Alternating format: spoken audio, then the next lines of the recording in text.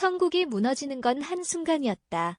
산더미 같은 자네를 사흘째 해치고 있지만 현장에는 지옥불 같은 연기와 먼지만 가득했다. 구조 성과도 변변하지 못했다. 숨진 채 발견된 5명을 제외한 실종자만 156명. 72시간으로 규정된 구조 골든타임이 지난 가운데 새로운 생존자는 발견되지 않고 있다. 과연 이들은 살아 돌아올 수 있을까?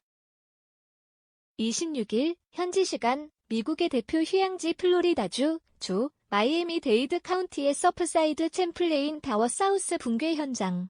대서양과 마이애미 비치 백사장이 한눈에 내려다 보이던 12층 콘도 아파트가 무너진 지 사흘째. 초여름 남국의 환한 태양빛에도 불구하고 이곳에는 사고 충격과 불안, 추모와 눈물의 어두운 그늘이 가득했다. 사고 현장 인근에서 만난 주민들은 평소에도 건물에 불안감이 있었다며 인재 가능성도 제기했다. 더딘 구조 작업과 무지막지한 붕괴 상황 때문에 그들이 영영 돌아오지 못하는 것 아니냐는 비관도 점차 고개를 들고 있었다. 이날 오후 콘도 붕괴 현장 남쪽 로스 쇼어 파크 비치 인근 도로로 들어서자 플로리다주 각지에서 온 소방서 구조 지원 차량이 길 한쪽을 가득 메우고 있었다. 연방재난관리청 피머의 차량도 여러 대 눈에 띄었다. 소방관 딕스는 기자에게 교대로 현장에 들어가 실종자를 구조하기 위해 애쓰고 있다라고 말했다. 언제 복귀할 것 같은가라는 질문에는 모르겠다는 답만 돌아왔다. 공원 쪽 경찰 통제선을 통과해 미국 주요 방송사의 생중계 현장을 지나가자 무너진 콘도 건물 쪽 철망에 실종자 추모벽이 만들어져 있었다. 실종자의 환한 웃음이 담긴 얼굴 사진 30여 장과 추모 포스트잇, 꽃송이가 여기저기 꽂힌 모습이었다. 손을 잡고 기도를 하는 가족, 무릎을 꿇은 채 눈을 감고 묵상하는 남성 등 현장에는 추모의 기운이 가득했다. 로렌조와 그의 아빠 알프레도 리오네. 가족의 친구들이 그들, 로렌조 부자, 이 512호에 있었다고 내게 말했다는 생황 기원 글귀와 사진, 역시 이 콘도 702호에 살고 있었다는 루이스 안드레스 버뮤다주와 그의 어머니 안나 오티즈의 사연도 빗물에 젖었다 말라가는 시간 속에 글귀가 이미 발해가고 있었다.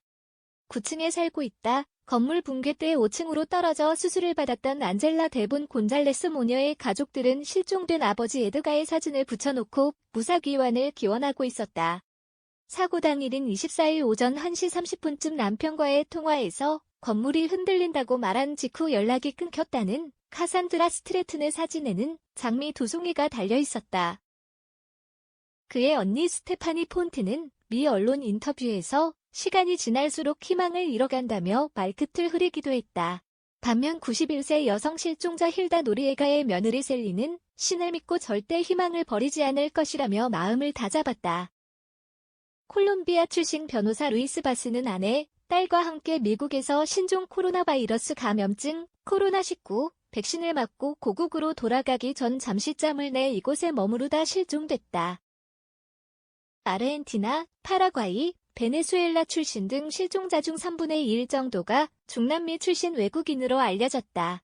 추모의 벽을 지나 대서양 해변 쪽으로 접어들자 붕괴 사고 현장이 조금 더 눈에 잘 들어왔다. 멀리 마이애미 시내 스카이라인이 한눈에 들어오는 방향으로 대형 크레인이 한 대 서 있었다. 이 크레인은 해변 쪽에서 잔해를 들어 포클레인에 옮겨 싣는 작업을 이어가고 있었다.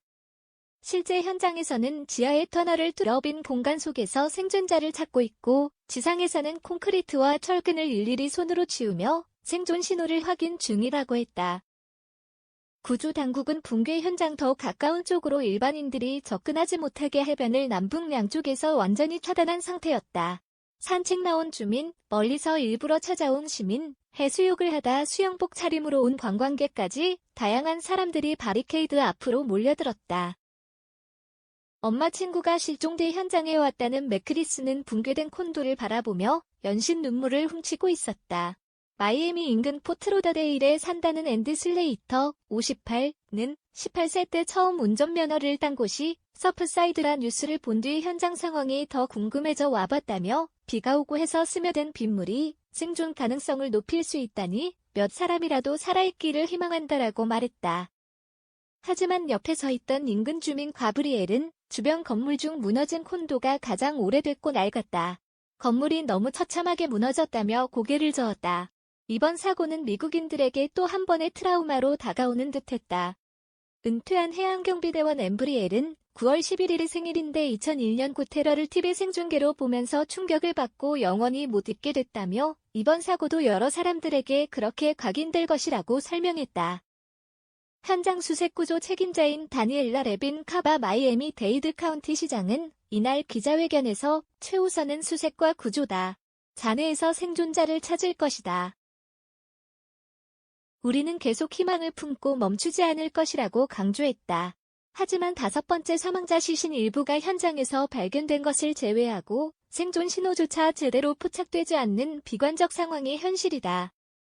현장에서는 잔해 속 불길, 연기 때문에 수색과 구조에 더 어려움을 겪고 있다. 미 일간 뉴욕타임스는 서프사이드 당국이 공개한 2018년 보고서를 토대로 붕괴한 콘도가 3년 전 점검 때 심각하게 손상됐다는 평가를 받았다고 보도했다. 수영장을 둘러싼 상판 아래 방수제, 더 아래에 있는 콘크리트판 모두 하자와 손상투성이었다. 콘크리트 기둥과 벽에 금이 가고 바스러진 부위도 관측됐다고 한다. 아파트 관리를 맡은 주민위원회는 이 보고서를 토대로 조만간 대규모 보수 작업에 돌입할 예정이었던 것으로 알려졌다. 콘도 건물에 다양한 문제가 있었지만 적절한 조처가 늦었다는 점에서 결국은 인재였다는 지적을 피하기 어려울 전망이다.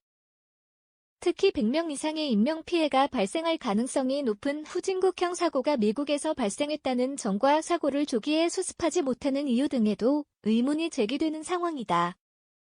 슬레이터 씨는 주위에서 어떻게 미국에서 이런 사고가 벌어질 수 있는지 한탄하는 목소리가 많다며 수십 년 부실하게 공사했던 결과가 하나씩 드러나는 것 아니냐라고 지적했다. 서프사이드 등호 정상원 특파원 오너대 탱쿠킬보.com